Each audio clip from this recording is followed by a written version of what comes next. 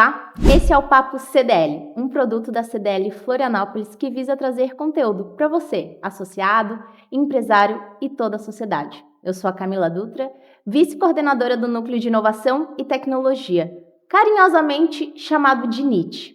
Hoje, a gente está aqui para fazer um episódio muito interessante, com um tema essencial para o sucesso de todas as empresas: ferramenta de gestão para otimizar recursos e tempo. Aqui na minha frente, eu tenho o Lidomar, da JBay e da We The People, e o Adriano, da Flap. Queria que vocês se apresentassem, por favor. Muito bem, eu me chamo Lidomar Bison, sou empresário aqui de Florianópolis já há 35 anos.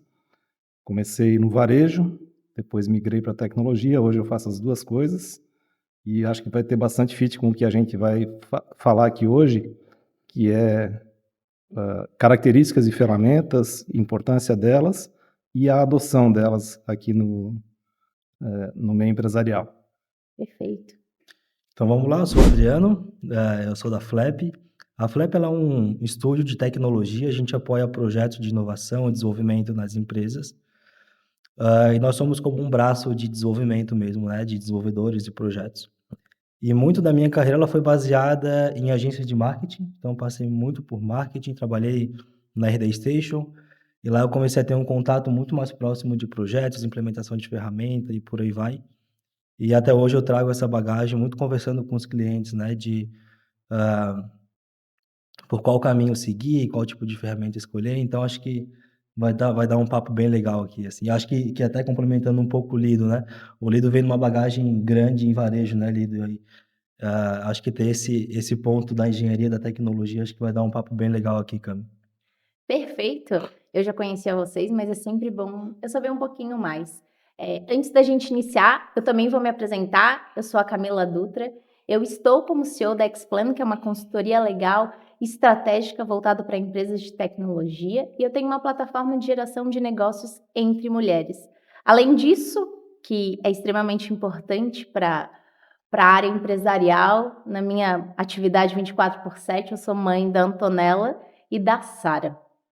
E hoje a gente vai falar um pouquinho mais de ferramentas de gestão para otimizar tempo e recursos. E eu acredito que para a gente fazer uma introdução, é importante que a gente lembre quantas vezes a gente perdeu tempo e recurso por não estar pensando de maneira estratégica e tecnológica. E mais, eu acredito que mais do que isso que a gente vai trazer também hoje aqui no papo, pensar também na cultura, como é que a gente consegue gerir essas ferramentas, né? Como é que a gente consegue trazer esse ponto tão importante para que a empresa, além de rodar, ela otimize e cresça, que é o que todo e qualquer empresário quer para o seu negócio.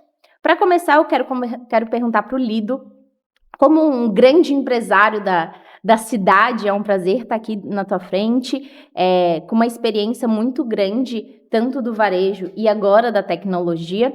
Quais ferramentas de gestão tu considera indispensável hoje para uma empresa?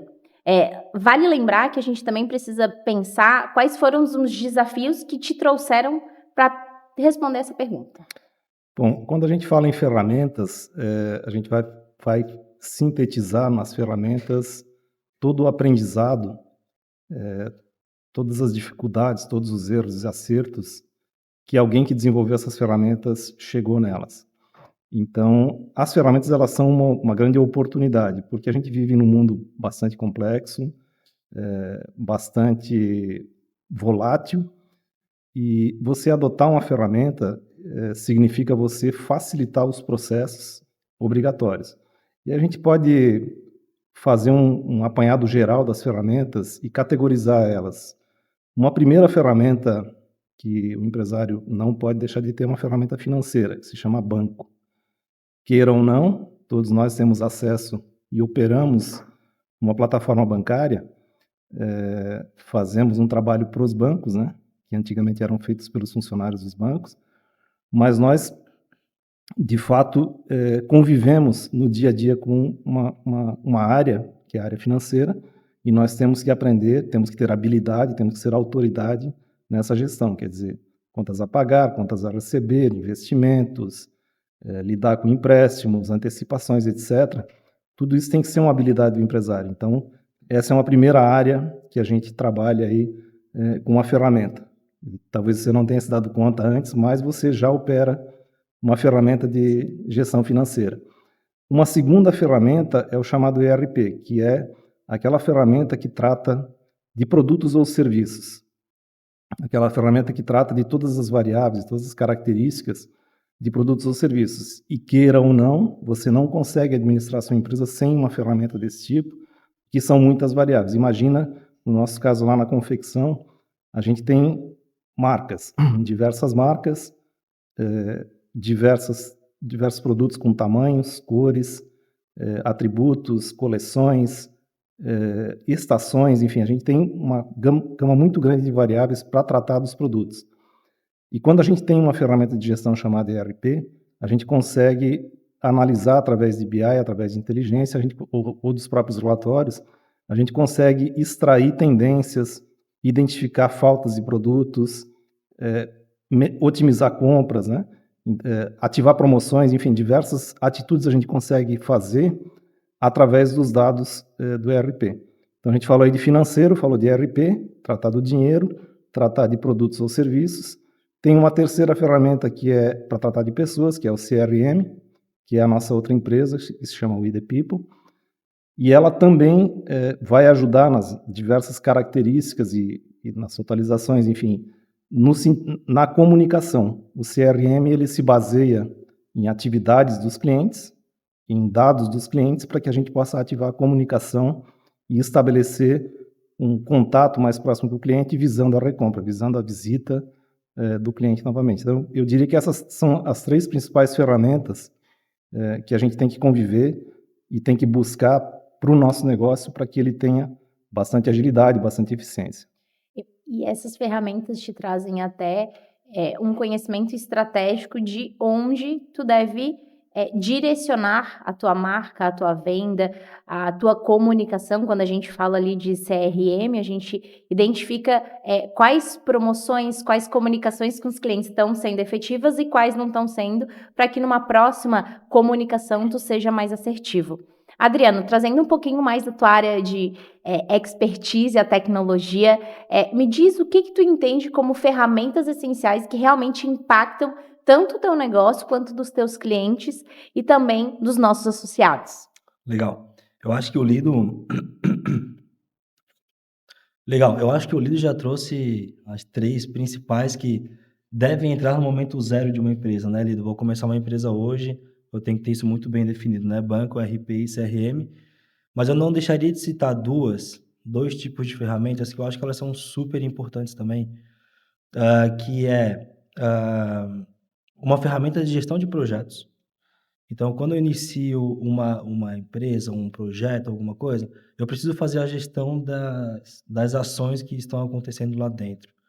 Então, tem uma ferramenta de gestão de projetos, acho que seria também uma ferramenta do dia 1 da empresa, e uma ferramenta de comunicação interna, que eu vejo que muitas falhas, inclusive de implementação, a gente vai falar um pouquinho sobre isso depois, mas muitas falhas de implementação de ferramenta, de melhoria de processo, elas começam na falha da comunicação interna das equipes. E aí eu vejo muita empresa utilizando, vamos lá, o WhatsApp como canal oficial de comunicação, um monte de grupo, de cliente, de colaboradores. Eu acredito que ter essas ferramentas que o Lido trouxe, mais essas duas, para gerenciar projetos e gerenciar a comunicação interna, elas são super essenciais, assim, Camila. Um ponto que eu gosto de trazer é que muitas vezes quando a gente fala de ferramenta de gestão de projetos, talvez esteja muito distante da realidade, né? Eu não faço projeto, eu não sou um arquiteto ou algo do tipo, mas todo e qualquer produto novo, por exemplo, que tu vai colocar no mercado é um projeto. Então, ele tem que ter um planejamento, como a gente vai fazer, como é que a gente vai executar, executando, o que deu certo e o que não deu certo. Então, até trazendo, vamos fazer um jabá, né, Lido? Como é que foi a gestão do projeto de trazer inteligência artificial para dentro da JBay? Não estava no nosso script, mas eu acredito que isso se encaixa muito dentro do varejo, porque teve uma gestão de projeto, certo? Uhum. Então, eu tenho já há muito tempo um discurso com a equipe, né, com os colaboradores. Eu costumava dizer que nós éramos uma empresa de tecnologia que atuava no varejo, com a perspectiva de ter uma dinâmica, com a perspectiva de encaixar inovação dentro do dia a dia, com a perspectiva de desafiar os colaboradores a estudarem, a se atualizarem, etc. E hoje, eu costumo dizer que a gente é uma empresa de inteligência artificial que atua no varejo. Por quê? Porque já não cabe mais ser só uma empresa de tecnologia, com os conceitos de colaboração, de compartilhamento, de inovação, etc. O mundo está bem acelerado e os benefícios são óbvios, são claros. E a inteligência artificial, ela já está dentro da nossa empresa a pleno vapor há 2 anos. Nós já fazemos criação de marca própria, de comunicação, a decoração de Natal, por exemplo, das lojas, eu mesmo criei com inteligência artificial. E isso dá uma sensação de acesso ao que antes não era do nosso métier, do nosso dia a dia, que é o acesso, que é a possibilidade da gente ter a criatividade disseminada. Quer dizer, todos podem criar. A criação era uma coisa um pouco limitada e restrita a algumas figuras, né? Algumas figuras até um pouco difíceis dentro do processo. Pessoal que não tinha muito compromisso com time, né? com prazo de entrega, etc., né? A criatividade ela veio com a inteligência artificial tanto no texto quanto na parte gráfica. E a gente tem uma nova fronteira que eu vou contar mais adiante aí na empresa de tecnologia, que a inteligência artificial ela tem que fazer parte do nosso dia a dia e a gente tem que levar ela em conta, aplicar, aprender com ela, dominar ela, né? Sim. Tomar as rédeas do processo, porque a promessa é muito grande e não só a promessa, a gente já consegue hoje ver resultados da adoção e da aplicação da inteligência artificial. A gente está falando um pouco da otimização de tempo e recurso, e inteligência artificial não é uma ferramenta, né? Mas é como usar ferramentas, mas eu gostaria de trazer isso como um ponto de adoção para dentro das empresas, porque inteligência artificial está aí, a gente pode utilizar de forma gratuita, não é algo difícil de ser usado, mas a gente precisa entender como usar, porque a gente brinca até dentro do NIT, a gente fez o nosso IA NIT Summit, a gente fala de inteligência artificial aqui dentro, porque é algo essencial para todo e qualquer empresário que quer permanecer no mercado a longo prazo. Inteligência artificial ela veio para ajudar e não para substituir as pessoas, mas eu acredito que um ponto muito importante que a gente precisa refletir sobre inteligência artificial é que se a gente colocar besteira dentro da inteligência artificial, vai sair besteira dentro da inteligência artificial. Então, a gente precisa entender como funcionar e usar ela da melhor maneira. Bem colocado, Camila. Eu acredito que as bases da nossa inteligência pessoal, da inteligência humana, que são a filosofia, a matemática, as relações humanas, elas são fundamentais para que a gente consiga usar da melhor forma a inteligência artificial. Eu consigo pedir um desenho com uma característica de design dos anos 70 ou dos anos 80, que são características diferentes, se eu entendo, se eu conheço a arte dos anos 70, dos anos 80 e assim por diante. Se eu conheço as pessoas que influenciaram a arte. Então, é bem próprio que você tenha uma base, um estudo de filosofia, de história, enfim, de diversas ciências, para que você consiga o melhor resultado. Perfeito. E aqui já fica o meu convite para vocês participarem do Núcleo de Inovação e Tecnologia, porque aqui dentro a gente fala também de inteligência artificial. Trazendo um ponto que o Adriano trouxe, da ferramenta de comunicação interna, muitas vezes dentro do varejo a parte mais fácil de comunicação é a comunicação presencial, é a comunicação por WhatsApp, mas muitas vezes acontecem erros por falta de comunicação.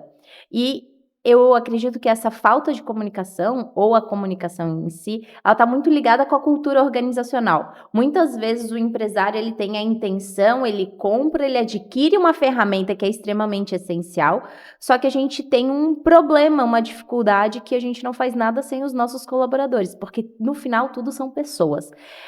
Como é que vocês entendem que a gente consegue melhorar a cultura organizacional, porque muitas vezes o maior problema de implementação de ferramentas para a gente melhorar tanto tempo quanto recurso é esse bloqueio dos nossos colaboradores. Então, como é que a gente melhora essa cultura organizacional para que ela seja muito bem-vinda e consiga a gente melhorar a gestão de tempo e recursos também dos colaboradores? Esse assunto é complexo, daria acho que uns 5 podcasts só sobre isso. Mas tentando trazer um pouco essa relação entre cultura e ferramenta, assim, né? Acho que é importante frisar que, independente da empresa, se ela tem uma cultura já de inovação aberta ou ela é um pouco mais tradicional, vai ter algum nível de resistência. Eu acho que isso é natural do ser humano, né? A partir do momento que a gente muda algo que a gente estava tão acostumado a fazer, entram as fricções. A gente começa a questionar se aquilo realmente vai fazer sentido para mim, assim. Então, acho que primeiro, a nível de liderança, a gente entender que terão fricções, terão resistências e como que nós, líderes, conseguimos contornar isso. Levantaria também um ponto sobre a comunicação aberta, clara com o pessoal, né? Com os colaboradores, com a empresa como um todo. Então, está claro para todo mundo qual que é o real impacto daquela ferramenta que vai ser implementada? O pessoal comprou a ideia contigo? Ou veio de uma noite mal dormida, aquela ideia que veio durante a insônia e no outro dia eu resolvi implementar e não fiz muito estudo de impacto na minha operação, assim. Então, acho que manter essa comunicação aberta e alinhar com as pessoas, acho que é super importante. E o treinamento e o suporte, né? Depois que a gente implementa uma ferramenta e a gente entende que terão mudanças, inclusive a nível de processo, como que a gente mantém esse acompanhamento com as pessoas? Porque se a gente implementar uma ferramenta e não deu certo, tudo bem, a gente troca, volta para como era antes. Mas essa ação ela precisa acontecer o mais rápido possível, porque, Lido, a gente está falando de dinheiro, né? Uhum. O tempo que eu tenho de uma equipe alocado em mudança de ferramenta ou adoção de ferramenta é tempo da equipe que eu deixo de colocar em outras ações que podem, por exemplo, trazer um impacto financeiro imediato, digamos. Uhum. Então, acho que é aquilo, né? É o testar rápido, aprender rápido e mudar rápido, né? Eu diria que toda ferramenta precisa de um herói, de um guardião, né? Boa. E o primeiro guardião tem que ser o dono da empresa. Uhum. Ele não pode se esquivar, ele não pode, claro, guardadas as devidas proporções, tamanho da empresa, tamanho da equipe, mas o dono da empresa, ele pode, num momento de contratação, se deslumbrar com a ferramenta e pode depois não acompanhar, porque a rotina ela é pesada, o dia a dia ele é puxado, as pessoas têm, enfim, os seus afazeres, as suas tarefas. Eu, por exemplo, antes de vir para cá, eu olhei todas as vendas de ontem, eu olhei todos os produtos vendidos, eu tenho uma noção do que pode estar faltando, enfim.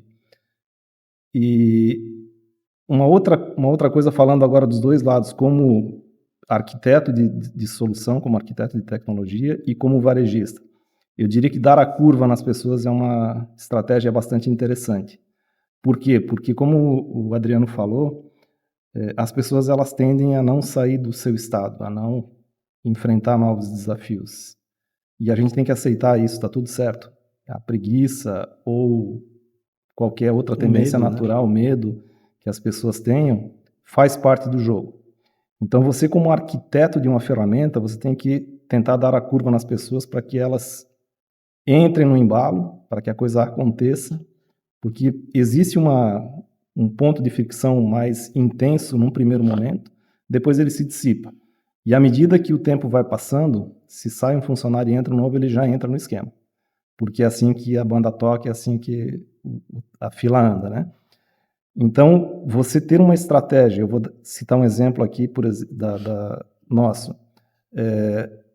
A pessoa cadastra o nome do cliente com letra minúscula.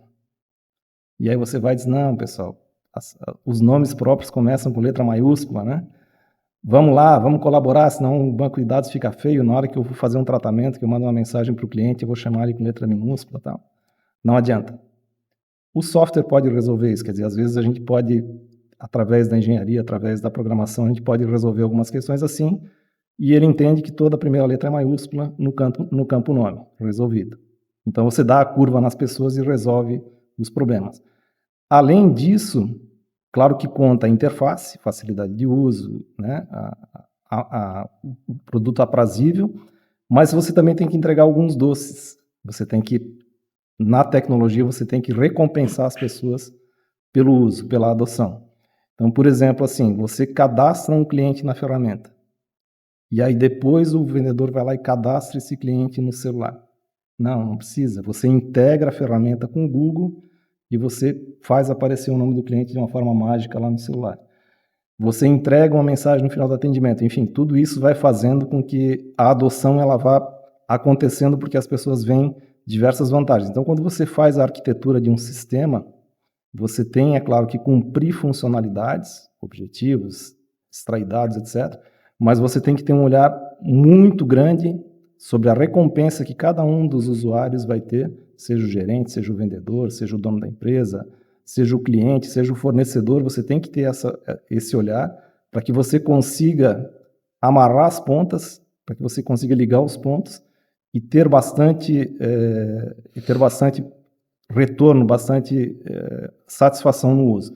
Então, para quem está comprando, para quem está adquirindo uma ferramenta, eu acho que esse é o cuidado principal. Eu digo que são os 3 Is. A interface amigável, né? A inteligência que o sistema tem e a inovação que o sistema tem. Interface, inteligência e inovação. Você vai olhar, você tem a sua bagagem de empresário para escolher uma ferramenta, seja ela qual for, pode ser um software contábil, pode ser um software de RH, pode ser um software de CRM, de ERP, etc. E a gente faz isso com os bancos também, né? A gente procura ter a conta no banco que é mais fácil, que é mais aprazível, que resolve mais, que tem menos pontos de fricção, menos enroscos, que o software funciona. E entendam também que nenhum sistema está pronto. Não é como a gente comprar um produto acabado, uma caneca, que eu vou usar ela sempre da mesma forma. Um software, ele nunca está pronto. Ele sempre vai passar por alguma transformação, por alguma melhoria, por alguma adaptação. Então, olhem para a empresa, não para aquela não vou não recomendar, mas assim, olhem para a empresa que tem algum tempo, que tem alguma experiência, que tem alguns clientes, mas também que não seja aquela empresa engessada já muito antiga. As 2 maiores empresas de ERP do Brasil hoje, elas fazem tudo para todo mundo e não conseguem se mexer. E mais adiante a gente vai chegar num ponto aqui que acredito que a gente vai passar por uma transformação muito grande em sistemas, e aí esse pessoal mais antigo vai ser como dinossauro, não vai conseguir continuar.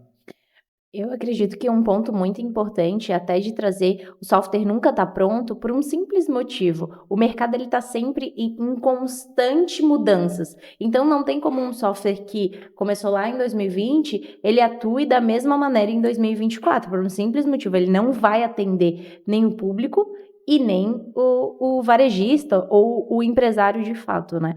E eu vejo que também, muitas vezes, os meus clientes, a gente implementa ferramentas, a gente traz essa otimização de tempo, isso fica mais fácil da gente gerir o processo em si. Porque a parte mais difícil, ao meu ver, da cultura organizacional é a gente implementar e cumprir um processo que é necessário. E muitas vezes o empresário, se ele não é o guardião desse novo processo, dessa nova ferramenta, alguém vai ter que ser, porque se ninguém é responsável, né? Se não temos um responsável, todo mundo é responsável, ninguém é responsável. Então eu vejo que o empresário, ele também precisa, para contratar uma ferramenta de qualidade, ele entender o dia a dia do que se passa dentro da sua organização, porque senão ele vai contratar uma ferramenta que ele entende que é linda, que é maravilhosa e que muitas empresas estão, por exemplo, colocando inteligência artificial sem entender o que de fato a inteligência artificial faz, porque é lindo, é maravilhoso, porque o seu concorrente colocou, mas ele não entende o dia a dia que talvez uma ferramenta muito menor ou muito mais barata ou muito mais eficiente vai trazer uma facilidade dos processos para que esses colaboradores consigam cumprir com o seu trabalho da melhor maneira, da maneira mais efetiva. Um ponto que eu gosto sempre de trazer é que a gente sempre fala o que a gente deve fazer, como a gente deve fazer, mas eu gosto de trazer o que a gente errou na nossa trajetória. Quais foram os erros que vocês cometeram ao longo do processo, e eu acredito também dos clientes de vocês cometeram e que vocês hoje tomam cuidado, porque a minha mãe sempre fala assim, olha, aprender com o erro do outro é muito mais barato. Então, tragam um pouco mais da trajetória de vocês sobre os erros que vocês deixaram de implementar uma ferramenta ou implementar uma ferramenta talvez às vezes de forma acelerada, sem planejamento estratégico, que fez com que vocês hoje estivessem aqui e tivessem grandes empresas. Eu vou compartilhar então um, uma- um, um cenário que é, quando eu saí da RD, putz, a RD é aquela visão startup, crescimento acelerado, fundo de investimento e tal.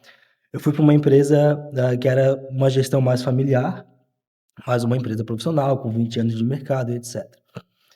Quando eu cheguei lá, eu me deparei com muitos processos que não eram ruins, mas não eram questionados há muito tempo. E meu papel nessa empresa, eu assumi como head de produto e inovação, era justamente questionar esses processos e questionar a maneira como a empresa entregava o produto para o cliente e ajudar a construir novas soluções, né?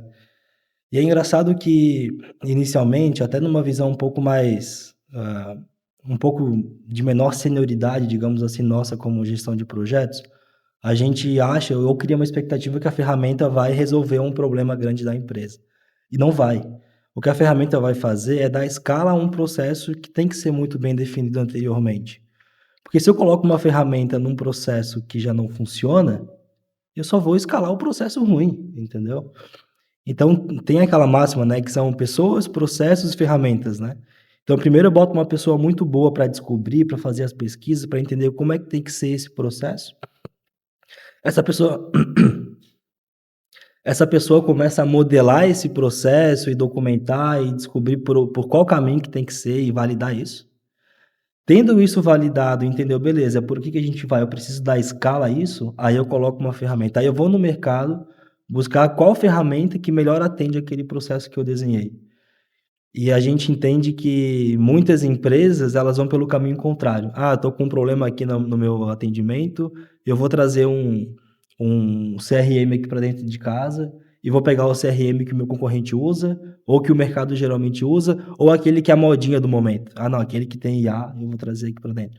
Mas no fim do dia, ele vai ter que fazer tanta alteração de processo que aquela ferramenta não se paga, que passa a não fazer muito sentido. Uhum. Então eu sempre olho por esse cenário, né? Coloca alguém muito bom, muito qualificado, para depois essa pessoa desenhar o processo e ajudar a escolher quais ferramentas que vão entrar. E acho que aqueles 3 Is que tu trouxe é isso, assim, né? Quais são os critérios mínimos que eu preciso ter para colocar uma ferramenta aqui dentro? Então acho que muito das coisas que eu passei foi não se apaixone por ferramenta. Se apaixona pelo problema ali, pelo processo, e a ferramenta ela vem para ajudar só. Muito boa colocação, Adriano, de escalar processos, né? Acho que essa é a verdadeira finalidade de se ter uma ferramenta. Nós temos que conviver aqui também com uma outra percepção, que acredito que não é só do Brasil, mas aqui é muito mais intensa, de que a percepção que as pessoas têm por usar um Windows pirata, por usar um Photoshop, etc., pirata, é de que em tecnologia tudo é gratuito ou é muito barato, né? E as empresas de tecnologia têm que surfar dentro dessa praia, né? Dentro dessas condições, porque essa é uma realidade aqui no Brasil. Mas eu acho que a função, o papel de um gestor ou de quem contrata uma ferramenta é antever e medir benefícios, né? O retorno sobre o investimento, ele tem que ficar claro e ele tem que ser bastante atrativo, né? A gente tem a questão assim de o empresário dentro daquele velho costume de enxugar custos, etc. Às vezes ele tende a detonar com algumas coisas que podem dar muita escala. E uma ferramenta, por exemplo, de envio de WhatsApp. Eu tenho clientes aqui, um cliente, por exemplo, que ele tem 11 lojas com uma média de 33 mil clientes por loja. Como é que ele vai mandar mensagem, se ele quer se comunicar com esses clientes, como é que ele vai mandar mensagem para todo mundo sem uma ferramenta, né? Então, a ferramenta ela substitui mão de obra de uma forma muito eficiente, é bastante confiável, entrega e você consegue medir resultados, inclusive, de retorno de clientes, de faturamento, etc. Então, isso é uma coisa que tem que ter assim, bastante atenção, porque uma ferramenta de ponto digital, por exemplo, ele facilita, ele clarifica, né? Ele torna transparente tanto para o funcionário quanto para o empregador, banco de horas, etc. Mas existe o preço da alimentação, existe o preço do processo, existe o preço da disciplina, né? E a empresa, por natureza, é uma organização e não uma desorganização. E dentro de uma organização se espera a disciplina, se espera a competência, né? Eu gosto de trazer sempre que, às vezes, o empresário ele busca a ferramenta mais barata, que não tem custo, mas a gente precisa, e daí eu acredito que até o Adriano pode complementar, não sou especialista da área de tecnologia, mas a gente chama que não existe lanche de graça. Então, muitas vezes, tu adquire uma ferramenta gratuita, só que esse sistema ele pode estar deixando a sua empresa de forma vulnerável. Então, assim, ela pode estar utilizando o seu banco de dados, pode estar acontecendo alguma coisa de forma ilegal, até trazendo meu conhecimento um pouco da parte jurídica. Então, a gente também precisa entender qual que é a segurança dessa ferramenta para dentro da minha empresa. A gente não pode simplesmente adotar uma ferramenta, colocar ela dentro dela, principalmente ali quando a gente falou do financeiro, né? Então, assim, imagina se os teus dados financeiros forem expostos. E daí são dados extremamente confidenciais que muitas vezes a gente pode ter problema nessa exposição. Então, eu acredito que um ponto também de atenção é entender o quanto essa ferramenta tem segurança, tem privacidade, proteção de dados, para que a gente não tenha um problema muito maior do que aquele problema inicial que a gente tinha. Desculpa aí, Adriano, só voltando na pergunta anterior, né, que é qual é o seu maior erro, né? Eu vou trazer um exemplo aqui dos anos 90 e é uma coisa que eu me arrependo até hoje, né?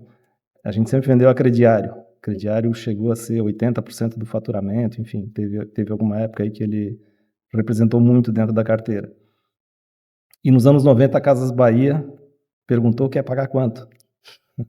Né? E a gente vendia assim com uma entrada e mais duas, sempre exigia uma entrada do cliente, com medo que não pagasse, etc. E eles saíram fazendo em 6 vezes, né? E a gente diz, nossa, isso aí não tem como, né? Como é que eu vou vender em 6 vezes? O cara nunca vai voltar para pagar, vai perder muito dinheiro, etc. E a gente tinha o crediário, vendia no crediário, mas não acompanhava os dados, não tinha índices de quanto por cento era pagamento, não era, até porque softwares da época, eles eram precários. Uhum. Era DOS, né? Era alimentação manual, e se fazia na retaguarda, nem computador tinha nas lojas. Mas eu vejo que foi uma oportunidade, porque as empresas que passaram a vender a prazo, na época, com um prazo mais estendido, passaram a vender muito mais. E, inclusive, depois passaram a vender dinheiro, né? Sim. Que é a coisa mais linda de todas. Você vende alguma coisa que não precisa comprar nem estocar. E nem controlar estoque, nem fazer inventário. Então, assim, a venda de juros, ela é muito recompensadora para as empresas. E a gente tem diversos players aí do mercado que a gente nota o desempenho. Então, acho que assim, acho que o maior erro talvez seja não tentar. Né? O maior arrependimento é não ter tentado, dentro da trajetória, algumas coisas por uma questão de preconceito, de restrição inata, né? Então, às vezes, é bom a gente se arriscar um pouco mais e ver no que vai dar. Eu vejo que, e trago um outro insight, assim, tu me falando, eu acredito que é também não medir aquilo que a gente implementa, né? Então, assim, não entender o que tá dando certo ou dá errado. E muitas vezes, essa medição, ela pode ser num papel. Uhum. Quantos clientes responderam, quantos clientes não responderam, ou quem tá pagando, quem não tá pagando.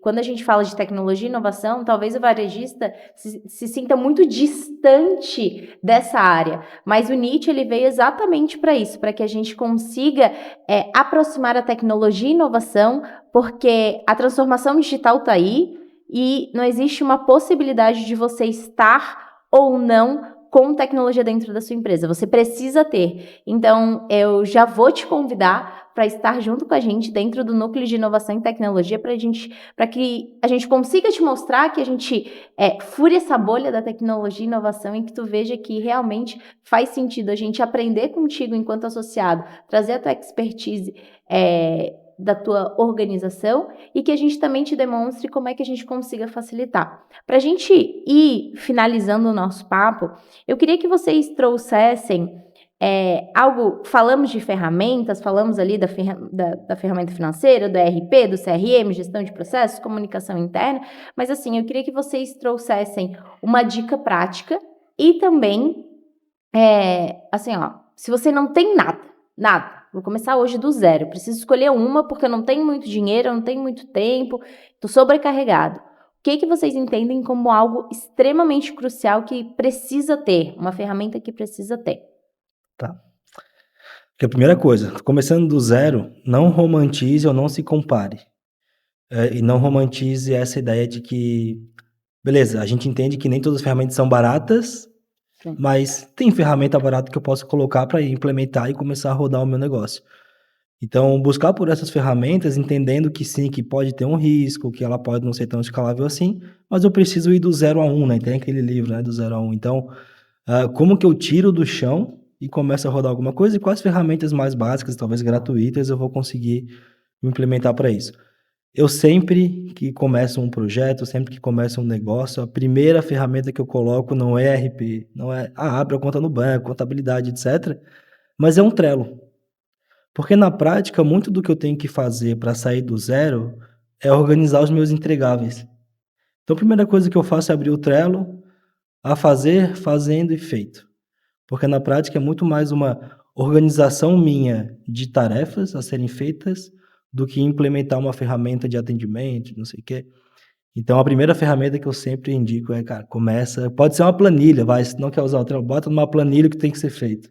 Mas começa, eu acho que esse que é o ponto. Falando de uma empresa de varejo, eu diria que um banco digital, né, uma conta em banco digital, um Excel e algum sistema que mande WhatsApp automático, para cumprir as três pontas aí de necessidade. Mas, em geral, é bom ter alguma coisa bem experimentada, porque a validação, né, a gente tem, por exemplo, os bancos, né? Não sobrevive um banco que não acompanhe a vanguarda tecnológica. Um ERP não sobrevive no mercado, um ERP que não esteja na vanguarda tecnológica, e um CRM da mesma forma. A gente tem aí, talvez dentro dessa pergunta, uma necessidade de reflexão de para onde a gente vai. E eu entendo que a gente começou a ter ferramentas digitais na época do PC, lá nos anos 80, personal computer.